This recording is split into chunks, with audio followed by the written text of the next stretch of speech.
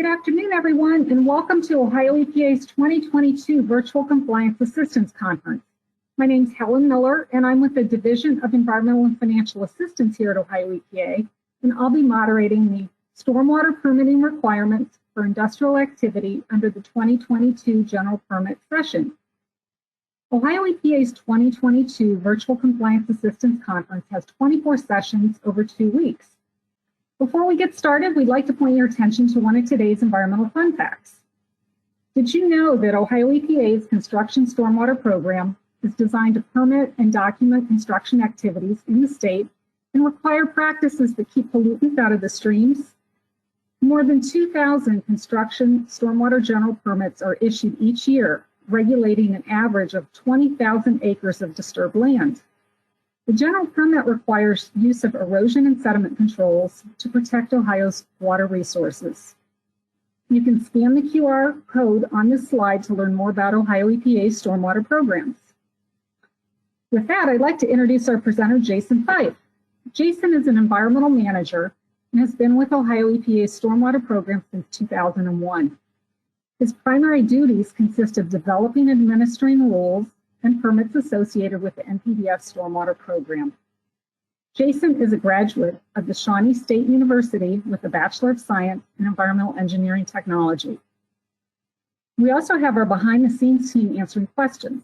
They're Dan Bogolasky, Lynette Hublitzel, and Mike Joseph from our Division of Surface Water.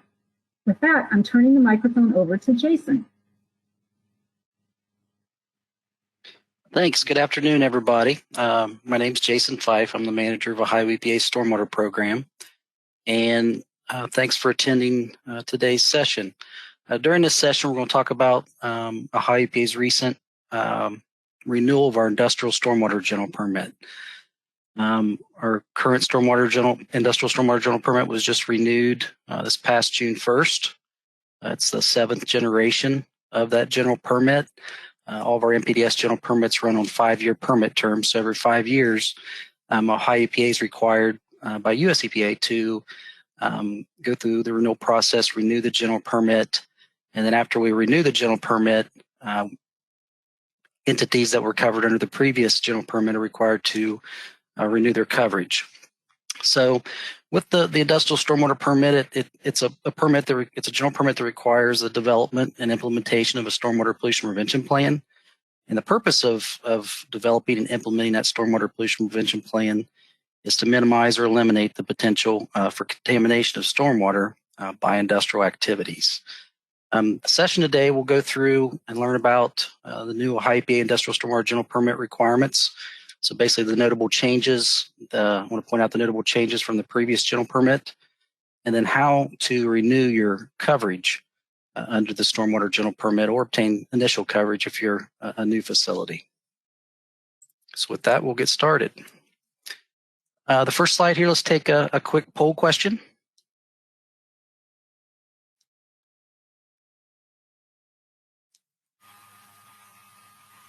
And our first poll question is, are you a consultant or represent a regulated industrial stormwater facility? So are you representing an industrial stormwater facility that's regulated by the permit?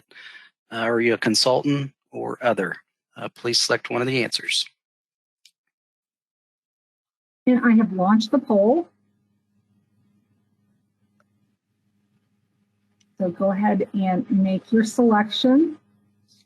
And I'd just like to remind everybody, because I know people kind of log on right when it starts, but you also have a copy of the PowerPoint presentation. If you look at your handout icon, there is a PDF file there that you can download and keep for yourself.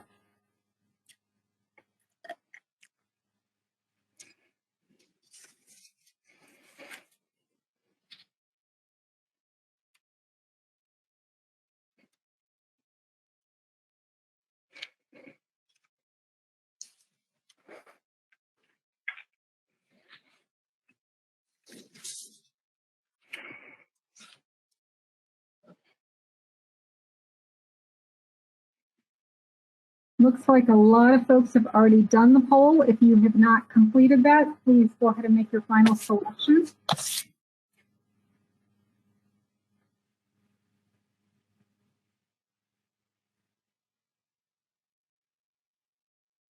And I will be closing the poll shortly.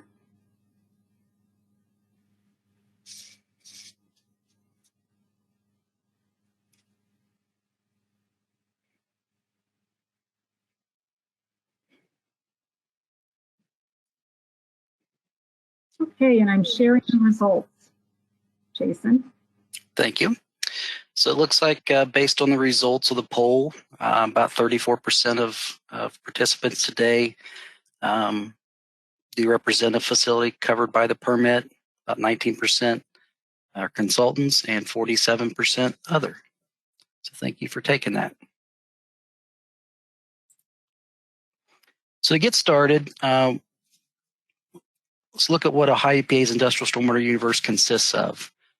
The federal stormwater regulations and Ohio EPA's rules mirror the federal stormwater regulations.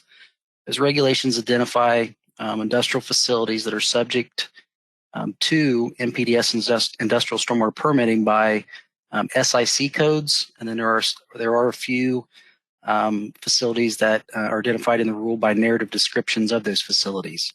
So facilities that are subject to industrial stormwater permitting, there's two options. One, you would look at your facility and determine if you could certify no exposure. So basically all your industrial materials and activities are not exposed to stormwater. And if that's the case, you can submit what's called a no exposure certification. And it basically gets you out of permitting. So all facilities really should look at that and see if they're eligible for that, or if not, are there any changes that can be done to the facility to make the facility so it could certify no exposure. So if you're a facility subject and you're not qualified to submit a no exposure certification, then you need to obtain an NPDES industrial stormwater permit. And in Ohio, we currently have about a little over 2,600 facilities that are covered under our industrial stormwater general permit. This is a number of facilities that will need to be renewing their general permit. And then we have almost 1,500 facilities that have certified no exposure. As far as the permit number, the 2630, that does not represent some facilities which currently have an NPDES permit for maybe a wastewater discharge. But based on their SIC code, they're also subject to NPDES industrial stormwater permitting. So a lot of those facilities, instead of having two permits, one for the wastewater, one for stormwater, Ohio EPA will put the industrial stormwater permit requirements within their individual NPDES permit. And those are, if you ever see a permit that has parts 4, 5, and 6, an individual NPDES permit with parts 4, 5, and 6, and those are the parts of the permit that are basically taken from the industrial stormwater general permit and put into a facility's individual permit. So the 2630 does not represent facilities that have their stormwater requirements found within their individual NPDES permit.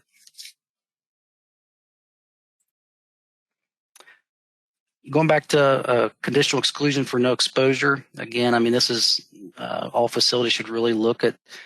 This is the best BMP possible, is just not have any industrial materials or activities exposed to stormwater. Obviously with some facilities that's just not possible. But all facilities should really take a look at, what can we do can we make any changes so that I would be eligible to submit a no exposure certification. And to meet the definition of no exposure, it just means all industrial materials and activities are protected by a storm resistant shelter to prevent exposure to rain, snow melt, and or runoff. The only requirement with the no exposure certification is that you submit what's called a no exposure certification form.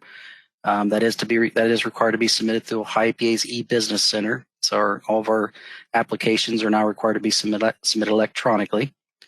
And then facilities are just required to recertify every 5 years that they're still maintaining no exposure.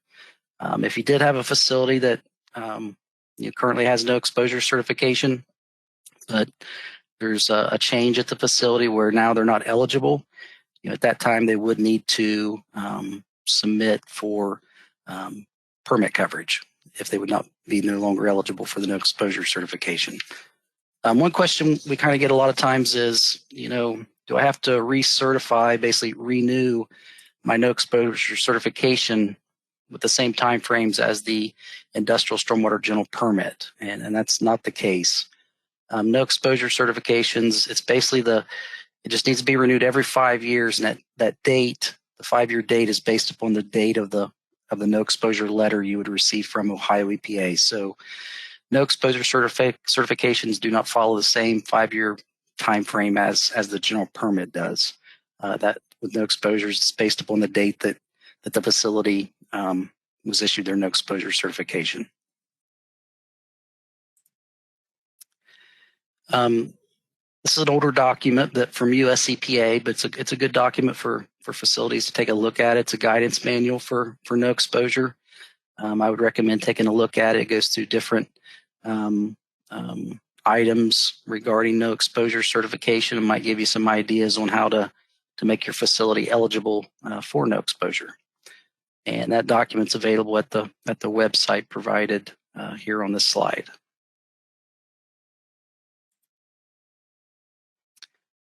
So back to the general permit. Our previous industrial stormwater general permit expired on May 31st, 2022. We renewed the industrial stormwater general permit. Its current one is OHR 5007. It's our 7th generation of this general permit. It became effective on June 1st, 2022. It has a 5-year permit term, so it'll be expiring on May 31st, 2027. So again, we're now currently in our 7th generation of the general permit. To kind of go through, and one other thing I just want to bring up here, with the industrial stormwater general permit, this current permit provides facilities 90 days from the effective date of the permit to renew their coverage. So for all the existing permittees that had coverage on the previous general permit should have submitted their renewal NOI to renew coverage by September 1st of 2022. And currently most have done that. And we've been diligently working to review and renew those permits. But I mean, there was quite a few. Like I said, there's 2,600 of them. They're all coming in within a 3-month time frame. So but most folks have submitted their renewal NOI application. Some have been renewed already. Others are still awaiting to be reviewed and approved. But most folks have submitted the renewal NOI. There is a handful of facilities that had coverage under the previous general permit that have not submitted a renewal application yet. So we will be here in the very near future reaching back out to those facilities to see, hey, are you still open? Do you need to renew your coverage? So that will be an effort we'll be doing here in the very near future for those facilities that have not submitted the renewal application by the September 1st date. Now I'm going to kind of go through and just highlight basically the permit changes that occurred based on our previous general permit to the current one. One thing we did throughout the permit, it's not really a big deal, but we basically changed the word stormwater from 2 words to 1 word. And obviously the word stormwater is found many times in that permit. But that's basically just to be consistent with Ohio EPA's current style manual. US EPA uses 1 word for stormwater. I think most other states do.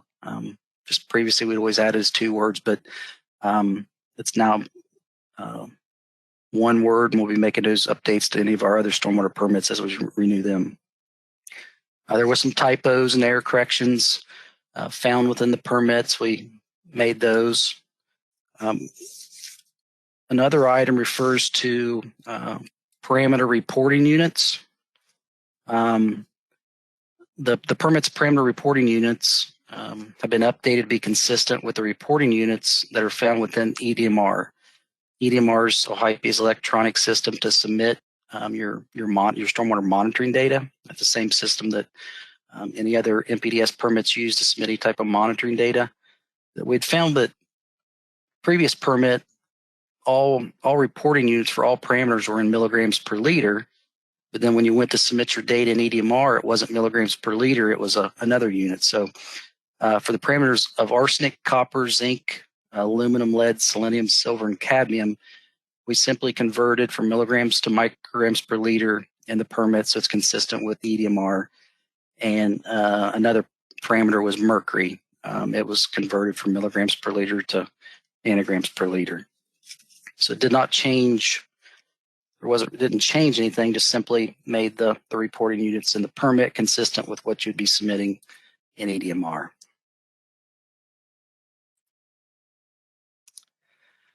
Another permit change with the current permit involves our benchmark monitoring schedule.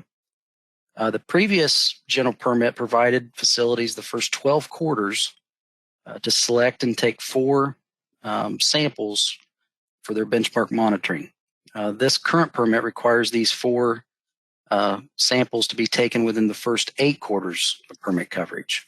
So basically, it did reduce the allowed time frame by 1 year. The facilities under the current permit have the first 2 years to select 4 quarters to take a sample in each one of those 4 calendar quarters, and then you would average those 4 samples and determine whether or not you're below or above the benchmark value in the permit for that particular pollutant.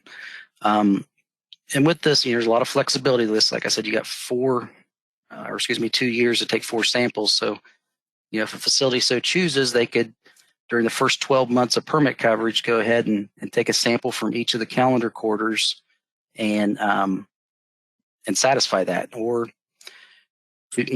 take samples from 2 quarters the first year, 2 quarters the second year. So there is a lot of flexibility built in there, but ultimately, by the end of the first 2 years, a facility would need to have 4 quarterly benchmark samples taken.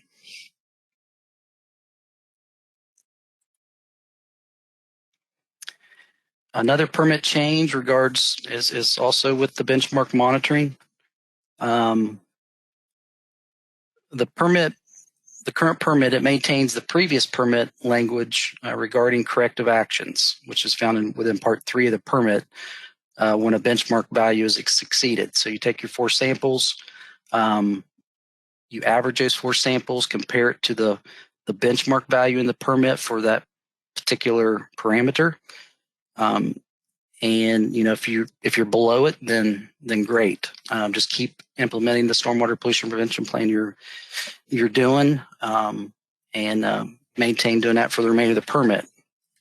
But however, this current permit requires that for facilities that exceed the benchmark value that you take during those first 2 years, that the facility make the necessary modifications, go through Part 3 of the permit, the corrective actions, and then the permit would require you take 4 more quarterly samples during years 3 and 4 to determine if those corrective actions were effective in reducing that particular pollutant discharge.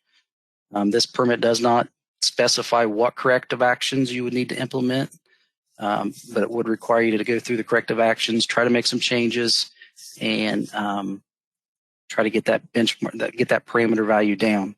The previous permit did not require any additional monitoring. It would still require you to go through the corrective actions, but there was no additional monitoring required to see if those corrective actions were effective or not. So that's a change with this permit. It does require 4 more samples to determine if any corrective actions were effective if you do exceed a benchmark value with those first 2 years of monitoring.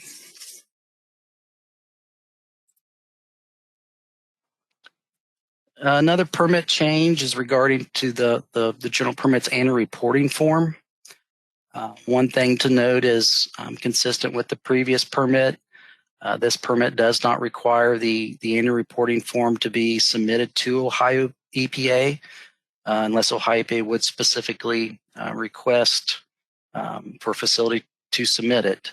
It would need to be completed on an annual basis. The permit does not dictate the 12-month time frame of when you do your annual reporting form. So if you want to base that on January through December or July through June, that's left up to the facility. The permit does just kind of indicate that whatever 12 months you do your annual report based on, to keep that same schedule going forward. But the only change to the annual reporting form that was made with this current permit is the following yes/no question was added to the annual report form. Has your facility used coal tar seal coat to seal paved surfaces where industrial activities are located during the reporting year? And it also has a note that there are substitutes for using coal tar seal coats, such as asphalt emulsion sealants and acrylic sealants.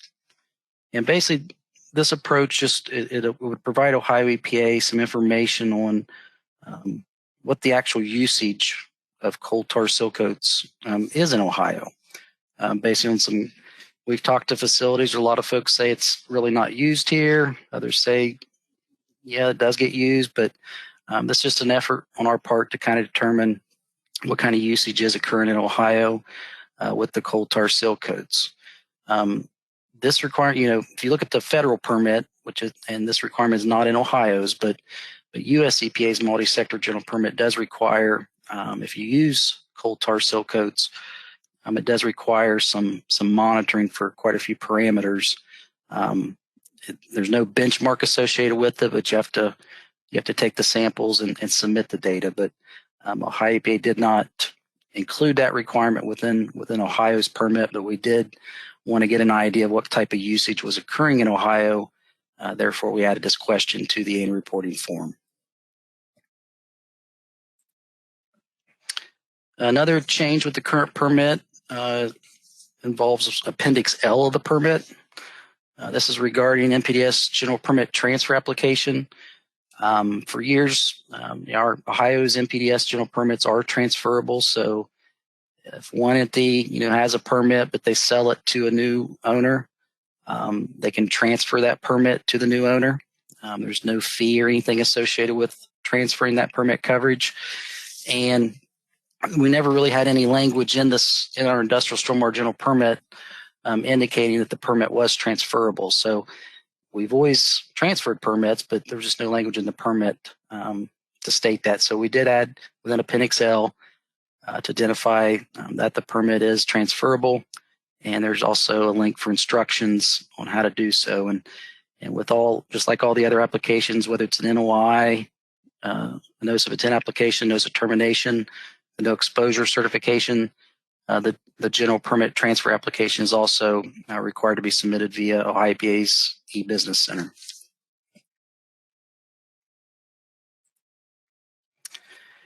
And now let's take another quick poll. This poll question is, what generation of the Ohio EPA NPDES Industrial Stormwater General Permit are we currently under? Are we currently in the first generation, the third generation, the fifth generation, the seventh, or the ninth generation of the Industrial Stormwater General Permit? Please select one of those answers. Okay, and I'm launching the poll.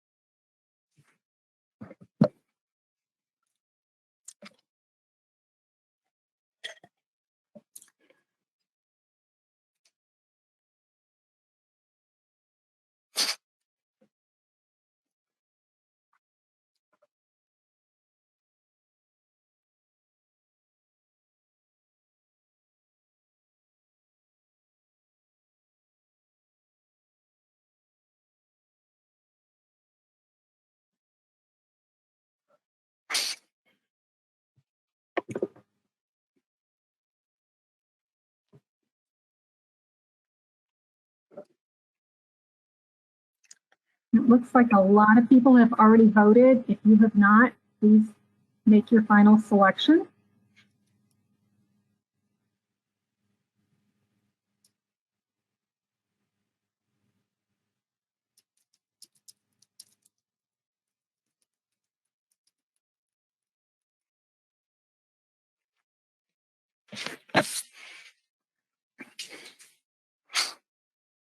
And I'm closing the poll and sharing the results. Thank you. Yeah, it looks like most people answered the poll question correctly. The recent general permit that was renewed and become effective June 1st of 2022. It is our seventh generation of Ohio's NPDES industrial stormwater general permit.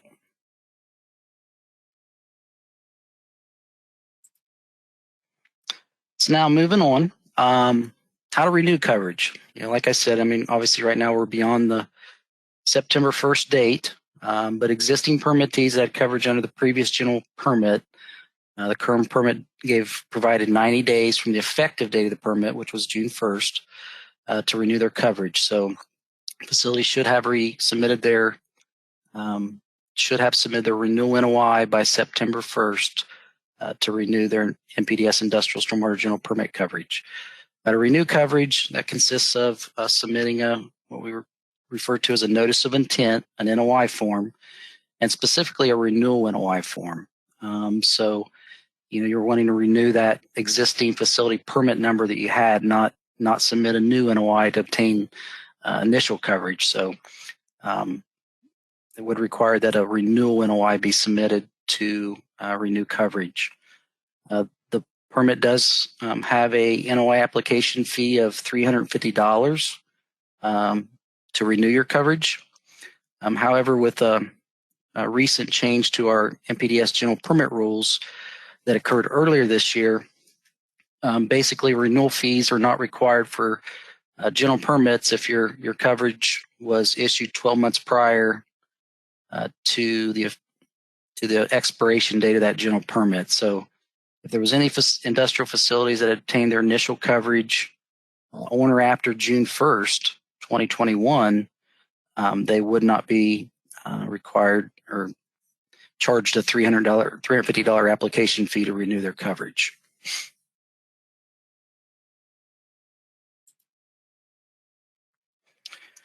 How to renew?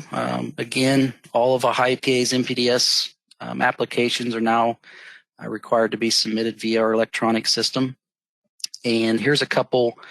I know there's a lot of folks and facilities that already have an OHID account. The responsible official has an electronic signature called a PIN. But there's also a lot of folks that don't have these. So we're going to go through an exercise, a demo here in a second to kind of walk folks through how to renew coverage. But the first thing you have to do in order to get into the electronic system is first obtain an OHID account. And there's a guidance document here with the link on the slide that walks you through how to set up an OHID account. From there, if you're the responsible official at the facility, that will be needing to just think of it as who would have signed a piece of paper for a permit. That's the individual that would need to get an electronic signature, a PIN. And here's another guidance document that would walk you through how to obtain the electronic signature to use with Ohio EPA's e-Business Center. And now let's take our final poll question. The final poll question is, what experience do you have with using Ohio EPA's electronic application system? And for the Division of Surface Water, it's called Streams, to submit NOI applications. Are you very experienced, have some experience, no experience, or never heard of the word Streams? What is Streams? So please select one of those answers. And I'm launching the poll.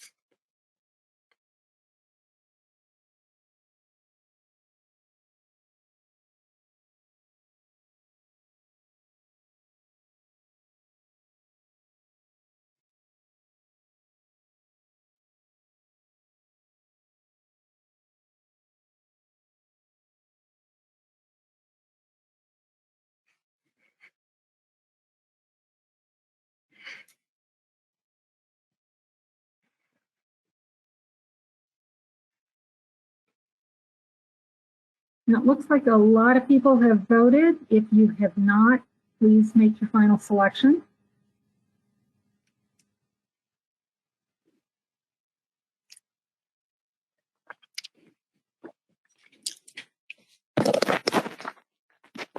I'm going to go ahead and close the poll and share the results. Okay, thank you. Looks like we got about 40% with some experience, 44% no experience, 8% saying what is streams, and about 9% very experienced. So hopefully the next exercise we go through, maybe a lot of the folks attend this session will get take something from it.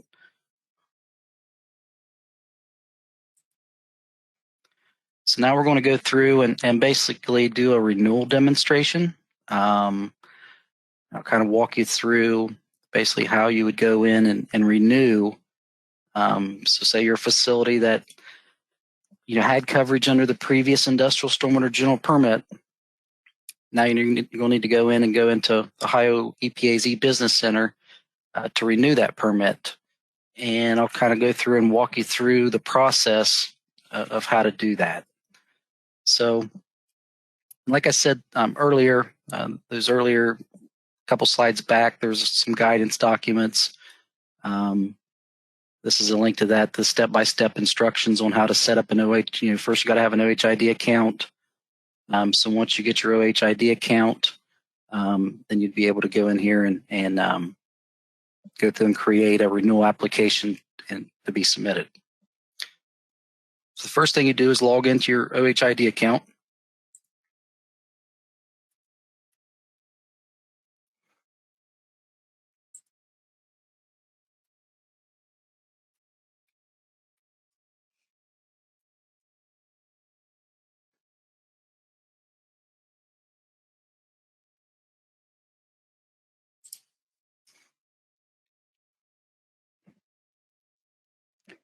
And if it's the first time you'd be logging in, you wouldn't have no apps down here. To add apps, you would go up to the App Store and search for the particular app. So, regarding Ohio EPA, you would want to click on the App Store and search for Ohio EPA e-Business Center to add that app to your apps page here. So next you would click on Open App.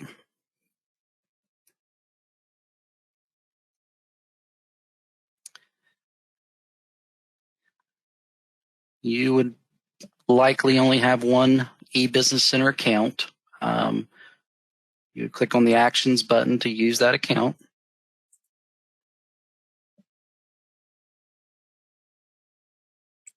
And on the external side, when you log in, it'll look like this.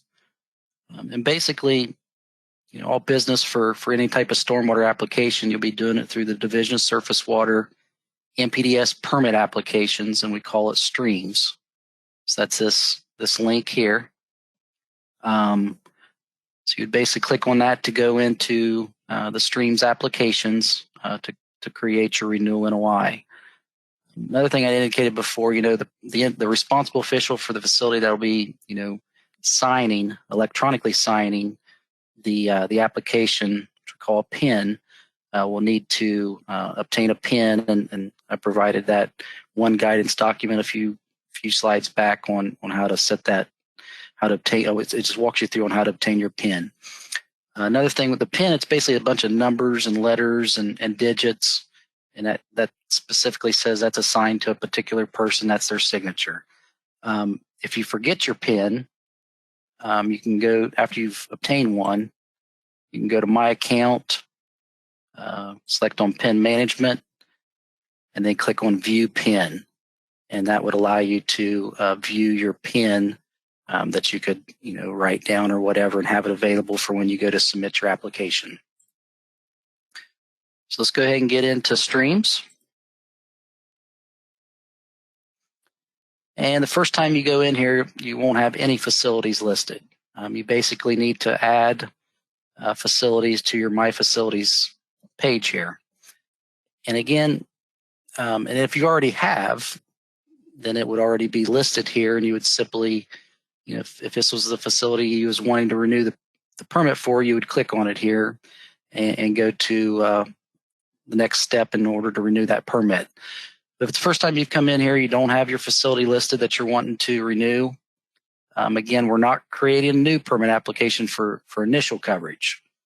We're wanting to renew an existing permit. So to do that, you click on Add Facility Permit.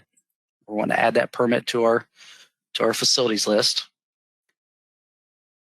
You will need to know your existing Ohio EPA Industrial Stormwater Facility Permit number. I will use one that we use for training purposes.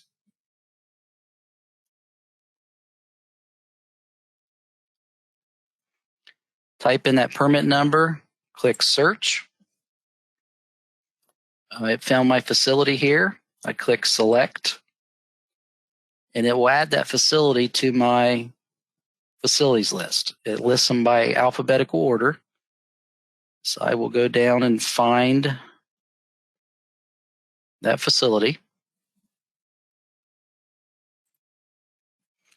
Click on it. And since it's one used for training purposes, you can kind of see it's got 3 industrial stormwater general permit numbers associated with that facility. Obviously, it should only have 1, but this is a training one. So here's the number I did the click or type in for the facility permit I was wanting to find, 3GR02331. In order to do something with that permit number, you click the drop down. You'll see I have it here. It's showing it's active. It's showing that permit expired. It had coverage under OHR, the previous permit that expired on May 31st, 2022. Now to renew the permit, I'm going to simply click the blue actions button. And that brings up different options I can do with this permit. Do I want to do a renewal? Do I want to terminate it? Do I need to modify it?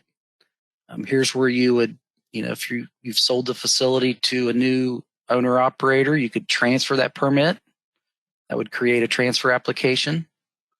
But we're wanting to renew it. And before we do that, I was going to bring up modify permit is a new function that we've just implemented within the last few months. That function can be used. First, you need to renew the permit, but after it's renewed under the current general permit, here next year, whenever there's a change at the facility, maybe you need to add a new stormwater outfall. You need to delete an outfall.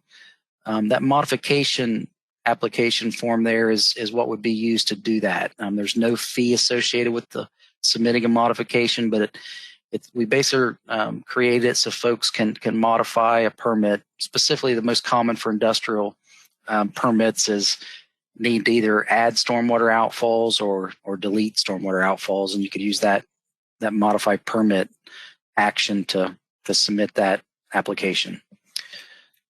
For this exercise, we're just going to create a renewal NOI application to renew our coverage. Click on it. Ask create renewal for permit. Yep.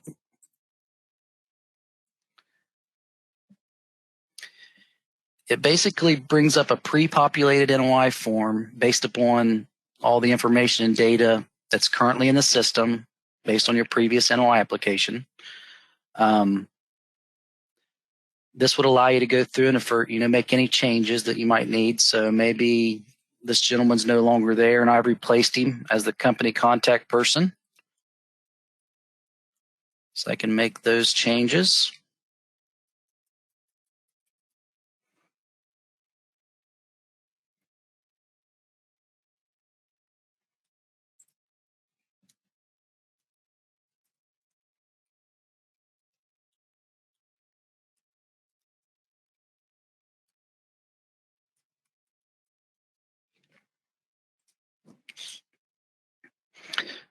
Maybe also when I submit this renewal, we've discovered we have the current permit has 1 stormwater outfall associated with the permit.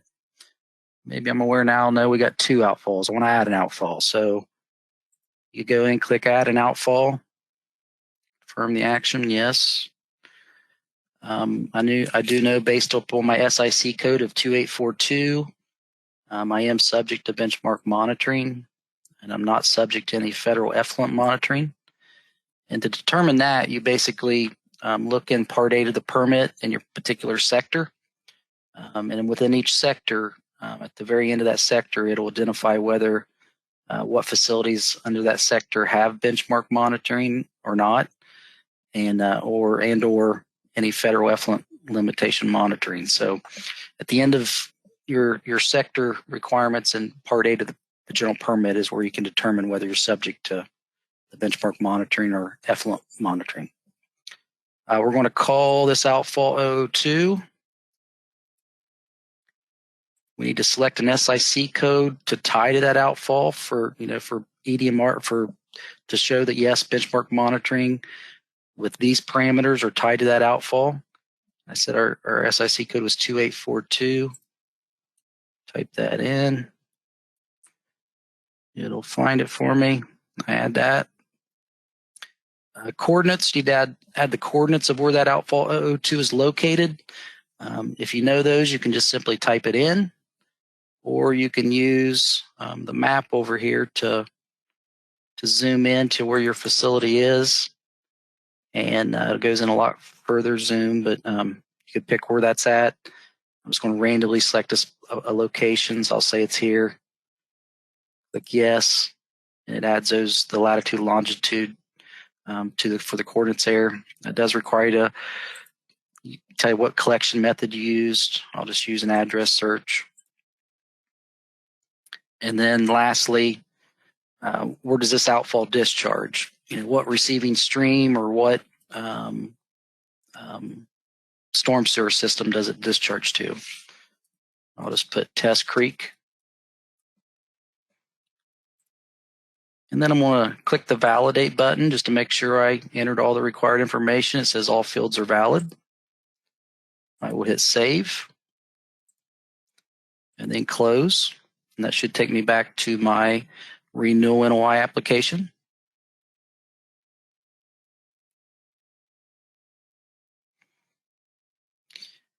As you can see, it added outfall 02 here. Now, as we talked earlier, consultants are not, the responsible official at these facilities that are covered under a permit. However, consultants can go in, create these applications, and then the system would allow them to delegate the application to the facility in order to be submitted. So if I was a consultant, I would just simply, first I'm going to hit the validate button to make sure everything's filled in. It is. I could hit save. I would then hit the close button to go back to that permit page that was previously on. And then one of the action buttons under the click on the blue actions button, one of the options would be delegate, and I could delegate that application I created to my client.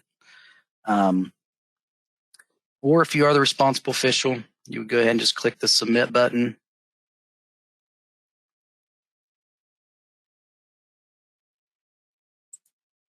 Continue.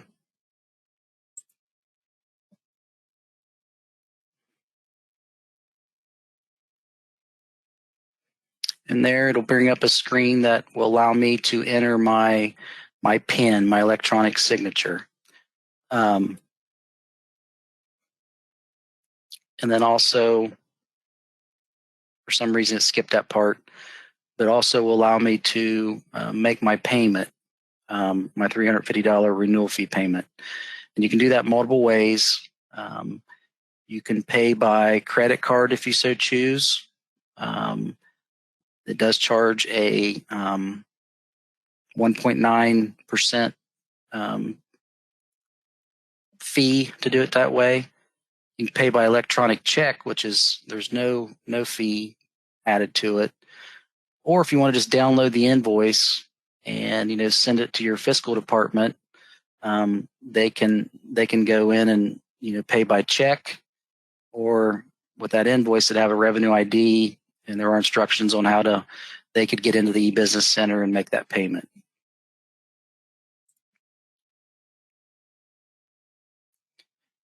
And we got about 10 minutes left of the session. we want to be able to take some questions. So hopefully that little demo, we'll again log out here, was useful for folks to be able to see how you go in, add your permit to your facilities list, go into that permit, and use the renewal actions to create a renewal NOI, and then make any changes you might need to that renewal NOI based upon if new contacts or what have you, and then go through and submit that application. So we can now go back to the presentation slides.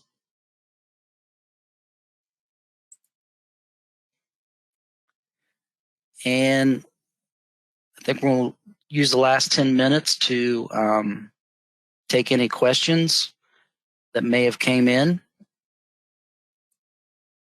Okay.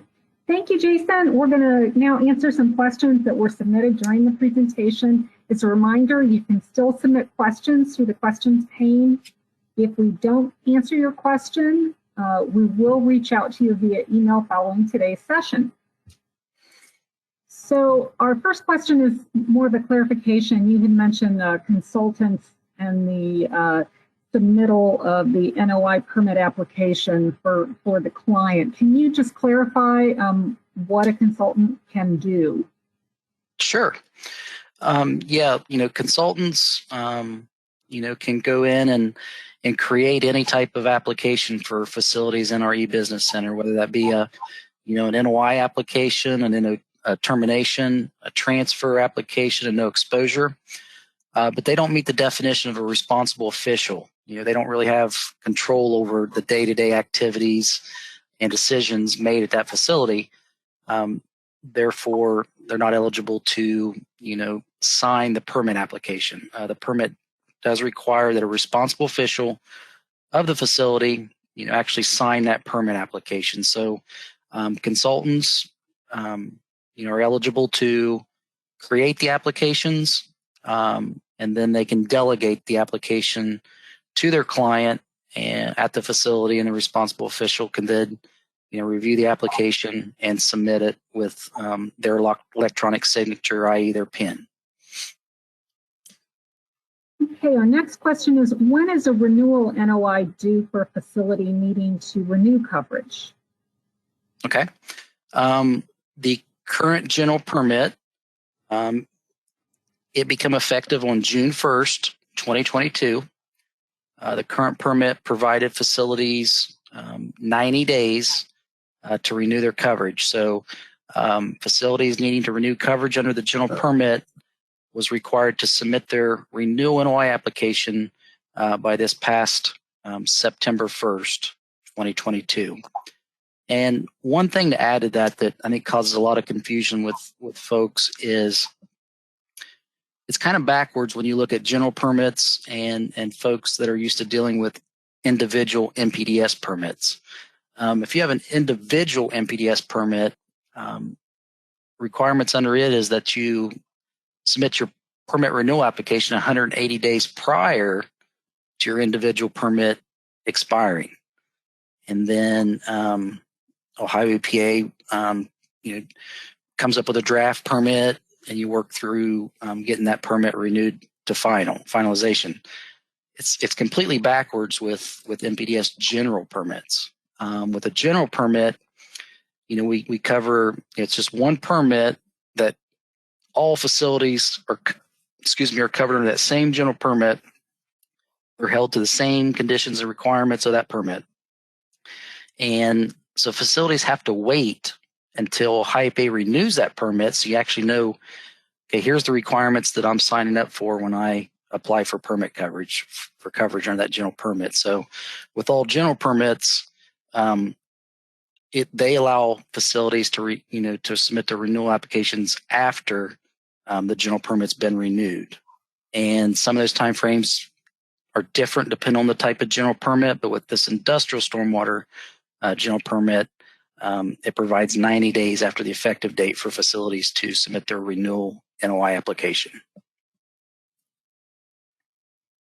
Another question that came in is my annual report required to be submitted to Ohio EPA? Okay, that's a good question. The answer is no.